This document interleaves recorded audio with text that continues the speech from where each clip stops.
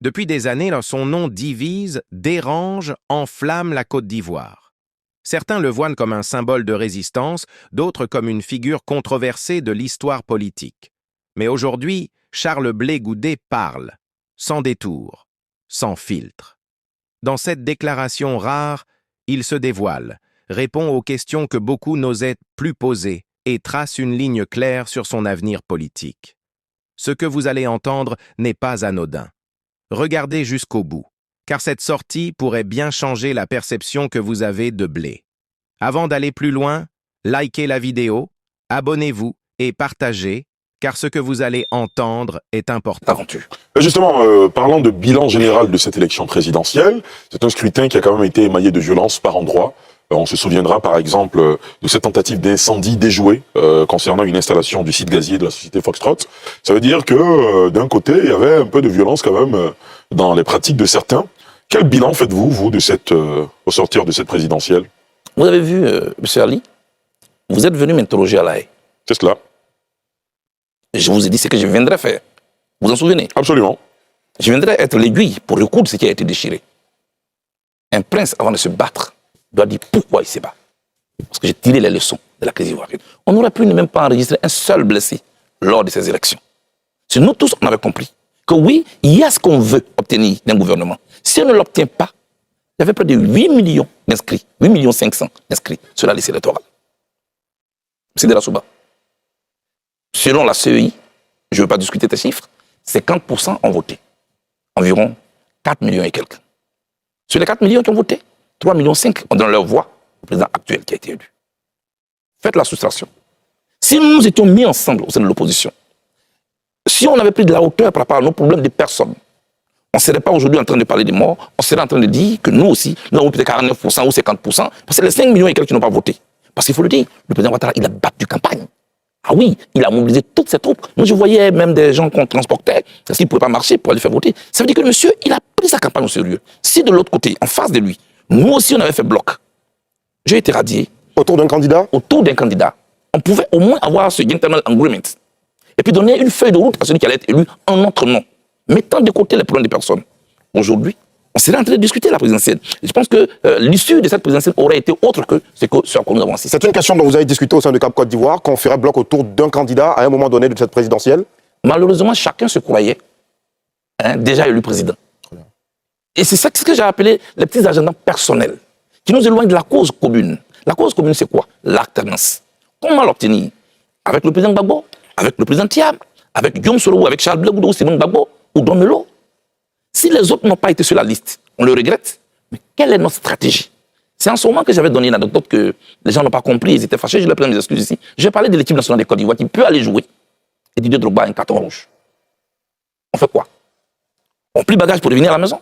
Ou on regarde sur le banc de touche pour savoir qui peut le remplacer? Parce que l'essentiel, c'est le trophée. C'est un combat que nous menons collectivement. Telle est ma vision, telle est ma démarche. Ça n'a pas eu lieu, on ne va pas ici faire des procès, mais on va essayer de se réorganiser autrement, pour 2030 certainement, mais en passant par les législatives. Moi, je pense que je regrette tous les morts qui ont eu lieu. Je pense qu'il faut faire le bilan. 2000, il y a eu des morts à l'élection du président Gbagbo. 2011, il y a eu des morts à l'élection du président Ouattara. 2020, là, on a même touché le fond en jouant au ballon avec une tête humaine. Est-ce que la Côte d'Ivoire est maudite? Est-ce que la politique est mauvaise?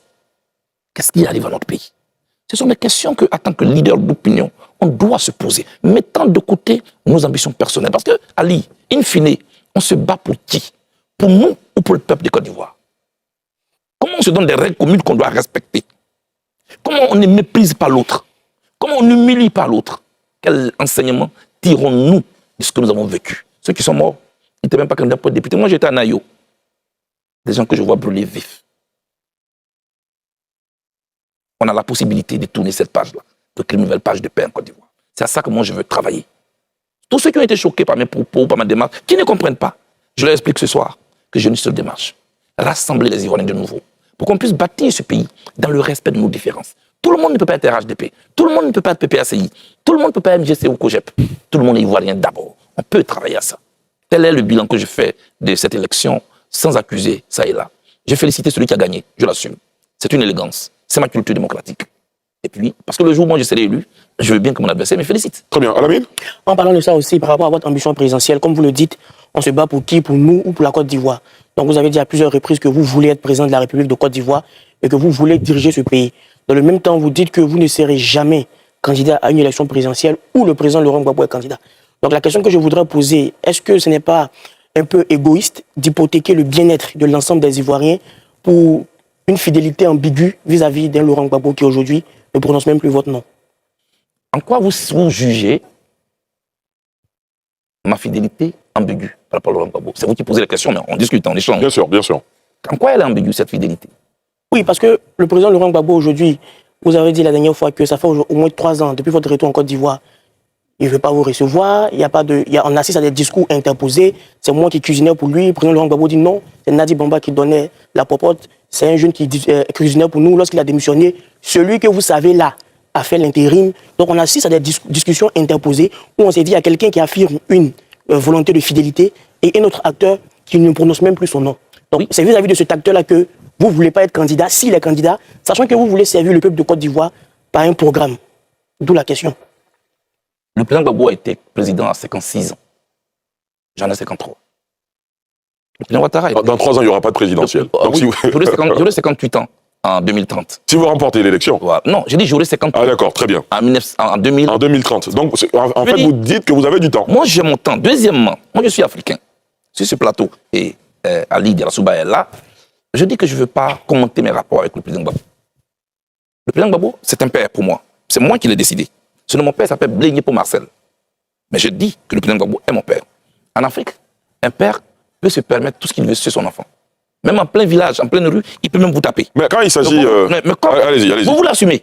Mais vous n'avez pas le droit, vous, de même élever le ton sur lui. C'est dans cette démarche africaine que je suis. C'est cette éducation que papa m'a donnée. Et donc, pour le reste, j'ai juré fidélité au président Gbagbo. J'ai traversé les pires moments de ma vie avec lui. En 2002, quand il a fait face à une rébellion, tout près ici à la place de la République, contre tous les avis de ses collaborateurs, j'ai appelé ici à une manifestation. Vous connaissez la suite. Pourquoi contre les avis? Il ne voulait pas du tout. Je peux le dire sur ce plateau. Qui ne voulait pas? Le ministre FPI était contre le rassemblement auquel j'ai appelé à la place de la République en 2002. Il disait que c'était inopportun. Je me suis entêté. Et c'est mon entêtement en 2002 qui a sauvé la République. Deuxièmement, en 2004, quand les chars français ont encerclé la résidence du chef de l'État, vous étiez peut-être trop jeune, mais vous savez de quoi je parle. On disait qu'il faut que les jeunes rentrent à la maison. Contre cet avis, j'ai appelé les Ivoiriens dans la rue. L'armée française a reculé.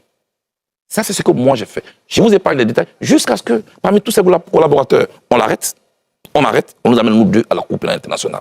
Monsieur Lamine, c'est ça qui est le combat, c'est ça que moi je compte. Les assiettes, les cuillères de la CPI, c'est pas important. Même quand le bonheur du peuple ivoirien en dépend. Le bonheur du peuple ivoirien. On peut le retarder. C'est ce que je suis en train de faire. J'aurais même été candidat aujourd'hui que je n'ai peut-être pas eu de chance de gagner. La preuve, la candidate que j'ai soutenue n'a pas gagné par rapport aux conditions qui ont été créées. Vous voyez, on a tout le temps. Le plus important, ce n'est pas le fauteuil présidentiel. Le plus important à la mine, c'est l'idéal qu'on porte. Et quand on porte un idéal dans lequel on a confiance, on se donne le temps. On n'est pas pressé. Et moi, je ne suis pas pressé du tout. Parce que j'ai le temps de partager avec les Ivoiriens ma vision. Et puis le temps viendra où, s'ils veulent, ils me confient la gestion de ce pays. Alors, une atmosphère mortifère aurait été créée à la faveur de cette présidentielle-là par certainement le Front commun, avec des discours belliqueux, avec un appel à bloquer tout, d'autres personnes, d'autres figures de la société civile ivoirienne. Et après la proclamation des résultats, dans sa première prise de parole, la candidate que vous soutenez, Dr Simone Yves Gbagbo, donne aussi ces mêmes actions comme étant le résultat ou la cause de ce que nous avons eu comme résultat. Est-ce que vous pensez aujourd'hui que le Front commun constitué du PPACI et du PDCI-RDA est à la base de l'échec du candidat de l'opposition à cette présidentielle face à Alassane Ouattara? D'abord, finalement, moi je ne sais plus qui a appelé les jeunes dans la rue. Parce que le président Gbagbo dit qu'il n'appelle personne dans la rue. Le PDCI dit qu'il n'a appelé personne dans la rue. Mais personne ne les a arrêtés pour leur demander de rentrer chez eux. Donc, à l'heure où je suis, dans ce bilan, je ne sais même plus qui est accusé. J'ai vu des têtes qui sont venues appeler, mais en tout cas, les leaders ont dit qu'ils n'auraient pas appelé. On a vu par exemple, pour être un peu plus précis, si vous me permettez, on a vu par exemple une vidéo de Damana Picasse, qui n'est pas n'importe qui au sein du PPACI, qui a fait une vidéo pour demander aux gens de sortir, de prendre d'assaut les rues. Je parle des leaders principaux du Front commun. Laurent Gbagbo est la figure emblématique du Front commun. Tiden Thiam est l'autre figure avec ses porte-paroles. Bon, lui, il aurait dit aussi qu'on a 7 jours pour libérer la Côte d'Ivoire depuis Paris. Oui, ça, je pense que vous avez entendu ce que j'ai entendu. Moi, je ne vais pas me comporter en procureur. Ce que je veux dire ici, si les causes de l'échec de la candidate Gbagbo peuvent s'expliquer par cette atmosphère mortifère, oui. Maintenant, est-ce que ceux qui sont à la base de notre échec en tant que tel, je ne suis pas de ceux qui accusent les autres d'être à la base de leur malheur. Moi, je tire les conséquences, les enseignements, et puis je me réorganise. Mais je pense qu'on pouvait faire les choses autrement. Ce à quoi j'appelle, c'est une union dans la franchise, en tirant les leçons de ce que nous avons vécu tout récemment. Parce que finalement, l'adversaire de l'opposition de Côte d'Ivoire, c'est elle-même, l'opposition. Chacun veut gagner, et finalement, personne ne gagne. Nous avons des forces individuelles, dispersées, qui finalement, parce que non unies, deviennent une faiblesse pour nous, face à l'adversaire commun, qui est le régime en place. Très bien. Charles Blé Goudé, c'est vrai, vous l'avez dit tout à l'heure, vous ne voulez pas revenir sur un certain nombre de choses concernant votre relation intime avec le président Laurent Gbagbo, quoique on est obligé d'en parler parce que ça fait l'actualité. Alamine Fofana l'a rappelé tout à l'heure. Aux yeux de vos amis de la gauche, aux yeux des militants qui vous ont porté, qui vous ont adoubé, qui vous ont aimé, qui vous ont déifié pour certains, on estime que vous avez trahi. C'est le vocabulaire qui est utilisé. Il y en a même qui vont plus loin en vous traitant de vendu. Et la pomme de discorde est née du fait que vous ayez refusé que votre épouse se soumette à un ordre du président Laurent Gbagbo qui est considéré comme votre mentor, la figure tutélaire à qui on ne peut pas dire non.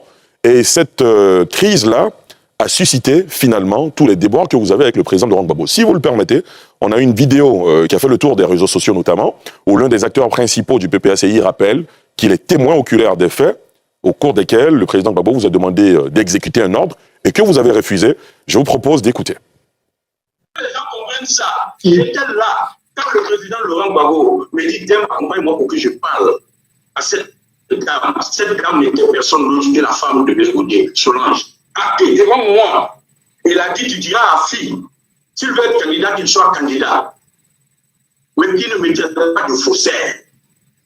Parce que c'est moi qui ai signé le document pour être au Congrès, pour être candidat à la présidence du FPI. Blé Goudé, ayant vu le président Gbagbo s'adresser à sa femme, s'est approché. Et il a eu l'audace, j'ai dit l'audace, de dire au président que sa femme ne fera pas cette commission. Ça, je le dis, et j'ai dit à la dame, je suis témoin. Et je me rappelle, c'était mon jour anniversaire, 23 décembre 2015. Charles Blé Goudé, les militants de gauche se disent, mais comment se fait-il que Charles Blé Goudé, que l'on a connu pour le compte et dans la cause auprès du président Laurent Gbagbo, en vienne à refuser d'exécuter ce qui ressemblait à un ordre de celui qui est considéré comme son père? Comment vous réagissez? C'est peut-être là le nœud du problème.